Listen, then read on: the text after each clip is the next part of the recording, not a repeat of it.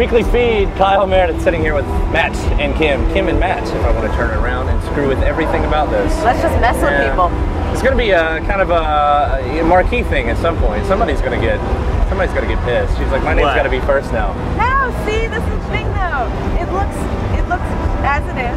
Yeah. It's great graphically. That's true. And I really, people only think I'm like, between 20 and 30% of this band. Anyway, Kim's kind of 70, 80% of it. So like, I got my name first. That's really all I got. That's all I got going for me. Well, it's great to have you guys here. I should say we're at the Forecastle 2013 here at the on the Ohio River, that way, beyond the cameras. And it looks beautiful today. That's what you can't see. It looks amazingly beautiful. There's no flood trash in it whatsoever. No garbage. There's not 50 bottles right in front of me. Yeah. Well, it's awesome to have you guys again. Lightning's out. You're busy nonstop. Festivals all summer long? Yeah. We actually have 1 week off, and it starts tomorrow. Yeah. But it's in that schedule. You guys, I mean, that's how it kind of continues, right? For the past few years, that's how it's been. Like sort of. At least from, No, it is true. how we look. We keep saying, all right, we're going to take this time off. But the hard thing is when you love what you do, it's really hard to say no to things. Yeah. So it's like, all right, because it's one of those things. We love doing this, but you also need to remember to take a break so that you keep loving doing it. That's the sort of thing where it's like you can't eat ice cream every day, even if it's your favorite food. So like, you get tired a little bit after a while, but it's not because of the shows. The shows are only an hour out of the day. Then on each side of that, there's like 36 hours of flying and whatever. So. Oh, the rock star life. Yeah. That's right. No, how does that, I guess, affect your songwriting? Because it must. With your all style of music, I almost get the sense that it's not so much always about this amazing overview of an album, but like a good blast of a collections of songs. And maybe is that because of just the way your schedules are? It seems like you're always kind of going on that. Yeah, we try to.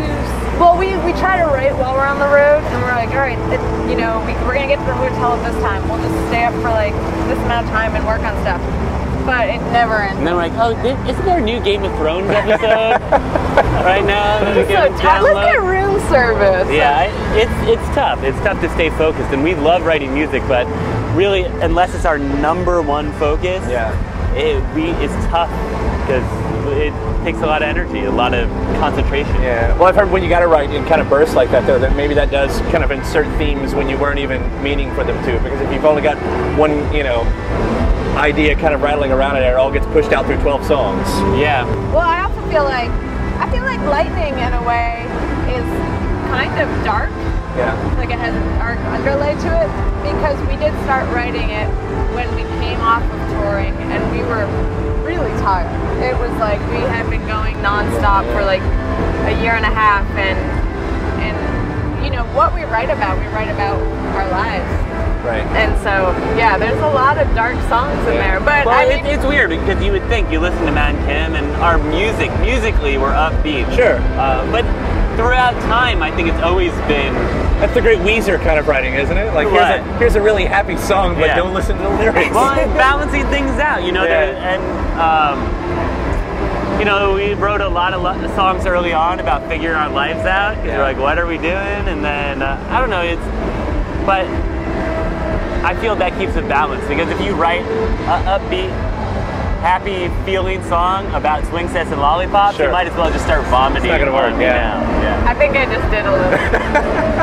But you guys, you're in this position where you're partners with your partner, and with that kind of run that you're doing, and the kind of songwriting that results in. I mean, as a fan, as a listener, you start going, that's got to affect your relationship at some point. I mean, you guys are one person quitting away from being a solo act. Well, I saw like a store called Just Kim, and I took a picture of it. I'm like, when you kick me out of the band, it'll just be called Just Kim. Yeah. But yeah, there's no separating the band from the personal life. It's a unique situation. Yeah. But on the other hand, we've had crew members who have to leave their wife or their child, for months at a time, and that puts a lot of strain on things. But we get along. Any other relationship I'd been in, we would have killed each other years ago trying to do this. So I wouldn't suggest it for everybody.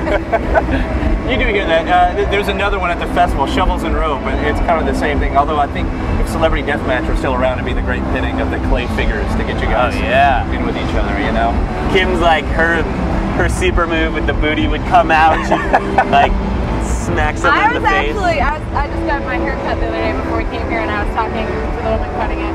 And I was just saying, like, she was talking about roller derby, and I was like, yeah, I would love to do that. Just like smash someone in the face. And she's like, you're kind of violent, aren't you? I would love to have like a box off with like other musicians. Yeah.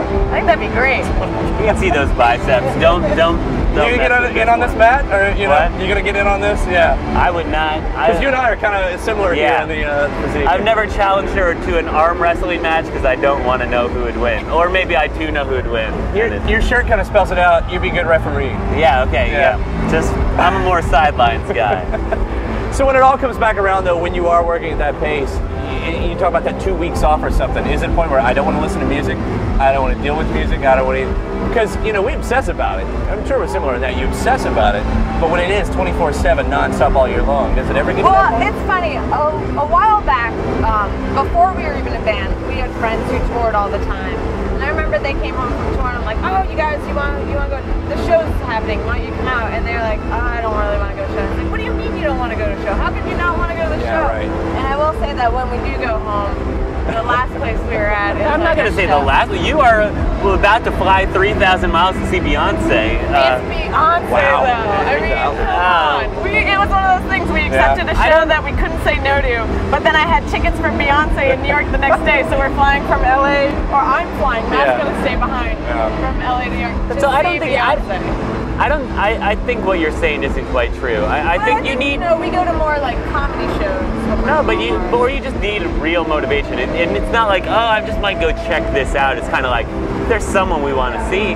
But I do think that, I don't know, our whole social identity before the band was like this DIY scene that was happening in Brooklyn and going to shows, and everyone we knew, you know, it was like, that was sort of like, like I said, our social identity. That's what we did on a nightly basis, and then so it's become less of our life, but it's still important. I don't want to say like the last thing we want to do. Like, I don't know. I mean, I'll say the last thing we want to do is go out. I don't think anybody can blame you for that. After being on tour for 3 months, you might want to have a night at home. Yeah. So and it all comes back around, you know, everybody's kind of always looking at you guys, you know, whether you're on the road, whether you're off the road. It seems like things are different these days where you've got to be a performer 24/7. And that once again comes back to when do you turn it off? Because, you know, for your fans, you got the music videos, they're always creative, they're always fun, you know, and everything. You get on stage and that whole legend that's come out of your stage presence, the outfits, the everything, you know, is there a point where you're like, screw it, sweatpants? I'll rock a pair of sweatpants. People who truly don't, I was heavily into punk rock in my teenage years, and it was sort of like, well, why are you dressed like this? Because I don't care what I look. No, well, that was the time I cared most what I looked like. People who truly don't care what they look like wear sweatpants and Tevas all the time. What they look like. They are living the life, and those are the people who truly just don't care. That's punk rock. That's true punk rock. Sweatpants and Tevas. Yeah. Yeah. Well, we'll wrap it up. It was a couple years ago. The obsession was Mob Wives at the time. Yes. What's it turned into? Because it's got to be something that's taken. Oh man. Real Husbands of Hollywood. Have you seen the show? No. It's hilarious. But I feel like that's still only the other side of that. No, but it's not actually a reality show. It's basically, it feels a lot like Curb Your Enthusiasm. And I was. Kim just was watching for whatever reason, like, why did no one tell me this was so good? It made me have a whole new appreciation for Robin Thicke. Yeah. I don't really know what he sounds like musically, but I love him. I appreciate that he exists. There was once I thought they're going to run out of ideas soon, but they're not going to run out of ideas, are they? No, it's so on point. I don't know. Yeah, that's our new obsession. Good to provide. Matt, Kim, thanks so much. Yeah, we'll see you guys soon again.